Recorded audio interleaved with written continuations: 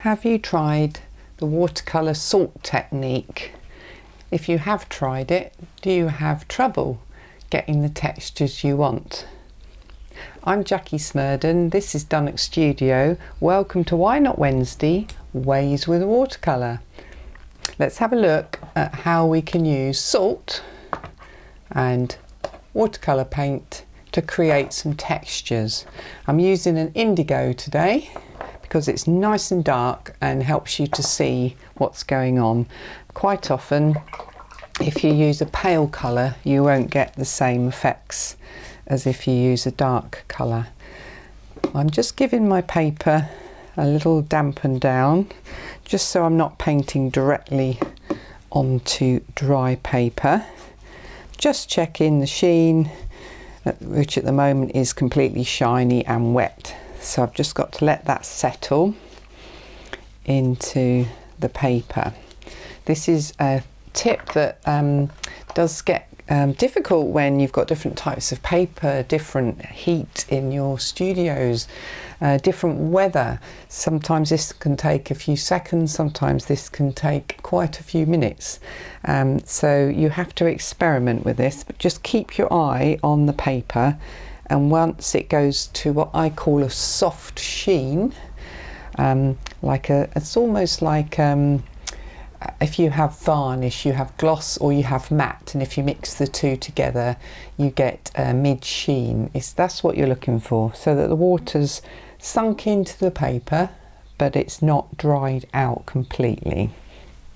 Then what I'm going to do is run some indigo across everywhere while it's still nice and wet. So that's just now gone off. So I'm just going to run it straight across. Don't worry about having a perfect wash because we're going to throw lots of texture into it, so we don't need it to be a perfect wash. Running that down there. So it's still a bit wetter up here than it is down here. I'm just going to throw a little bit more paint on down here. Now this is drying quite quickly, so I've got to move fast. So what I'm trying to do is pop some salt. So what I'm doing is popping it into my hand, and I'm going to put straight onto square one. I'm going to put some salt whilst it's still quite wet, and I'm also going to just use a damp brush and add some extra water in from the side, so that I'm really chucking the water at it, so which would cause blooms. If this is, I'm going to throw salt on it as well.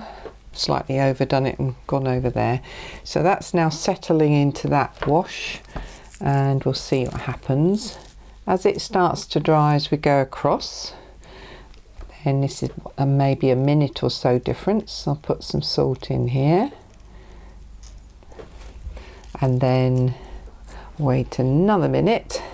This one's already beginning to make some patterns, and the extra water is pushing back into the original wash.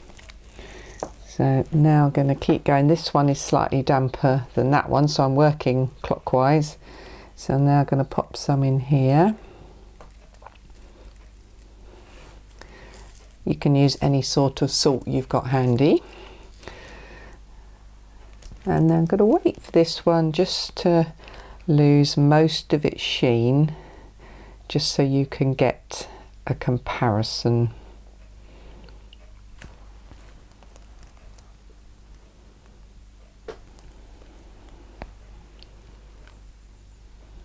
It's nearly gone.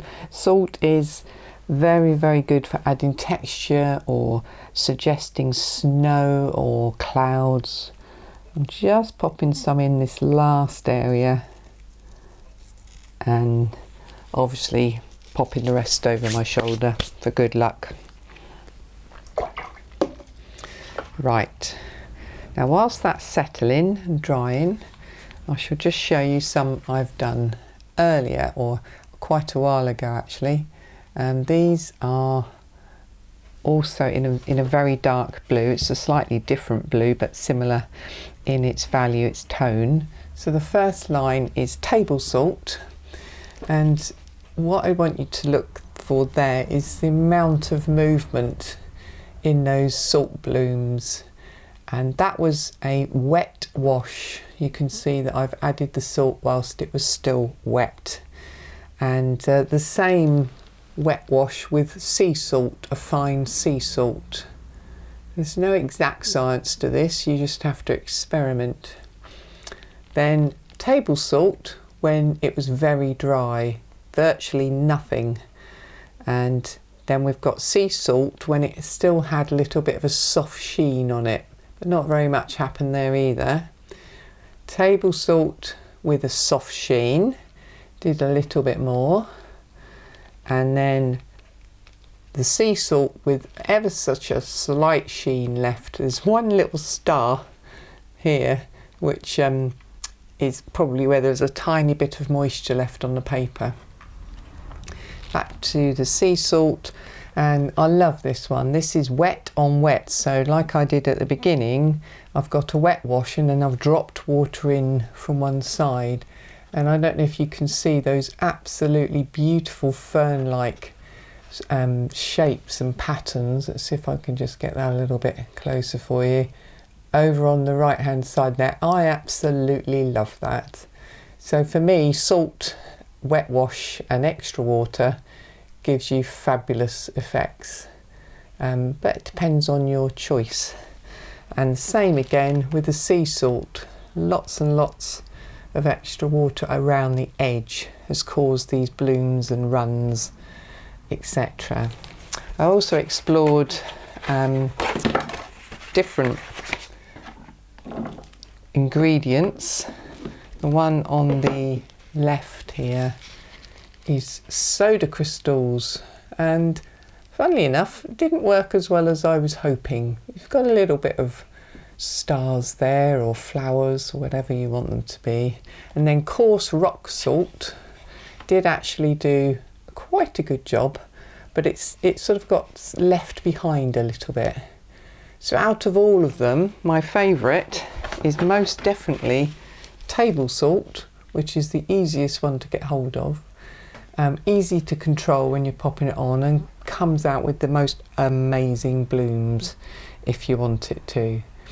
So those are the ones I use all the time for showing my learners what goes on when you throw salt on. Let's have a little look what's going on here. So this one, we've got some blooms coming in the side, it's centering in the middle. This one, a bit less around the edge. I didn't add any more water, but some nice blooms coming there. And then we worked this way, didn't we? So again, the blooms are reducing in size, and this one there was still slight dampness. See how much less there is than the first one.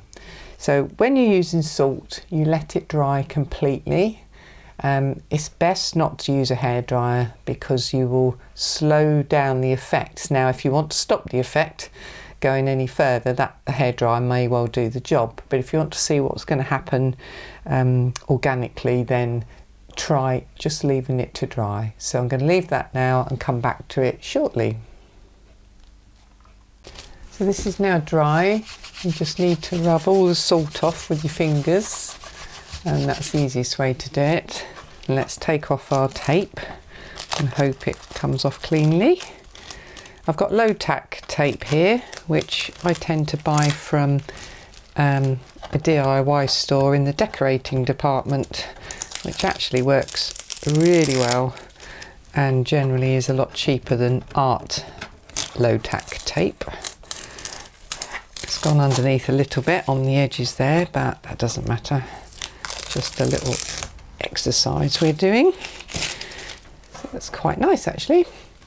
So I think you can see quite clearly that the longer you wait to put the salt on, so this was almost gone right off the soft sheen, you can see over here there's absolutely no marks at all. Then as we come back towards where there was a bit more dampness left, then there was a little bit more, and then right over here where there was lots of wet paint still on the surface, and I added more water.